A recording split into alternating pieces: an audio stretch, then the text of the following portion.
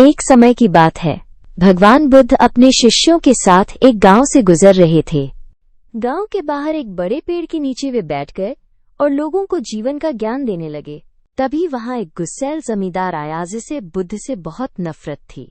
उसने आते ही बुद्ध को गालियां देना शुरू कर दिया, लेकिन बुद्ध शांत बैठे रहे।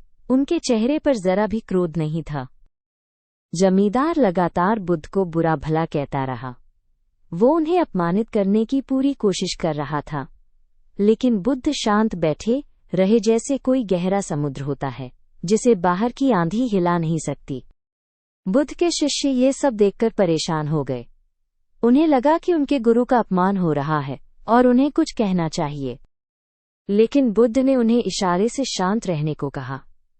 थोड़ी देर बाद जमींदार थक गया और चुप हो गया। तब बुद्ध ने बहुत शांत स्वर में उससे एक प्रश्न पूछा। यदि कोई व्यक्ति किसी को एक उपहार देता है और सामने वाला उसे स्वीकार नहीं करता, तो वो उपहार किसके पास रह जाता है? जमींदार ने कहा, जिसने दिया है उसी के पास। बुद्ध मुस्कुराए और बोले, मैं तुम्हारी गालियां स्वीकार नहीं करता, इसलिए वे तुम्हारे पास ही रहेंगी। बुद्ध की ये बात सुनकर जमींदार एकदम चुप हो गया। उसने कभी इस तरह से सोचा ही नहीं था। उसे लगा जैसे किसी ने उसके अंदर की आंखें खोल दी हों। वो समझ गया कि इतने समय से वो अपने ही क्रोध में जल रहा था।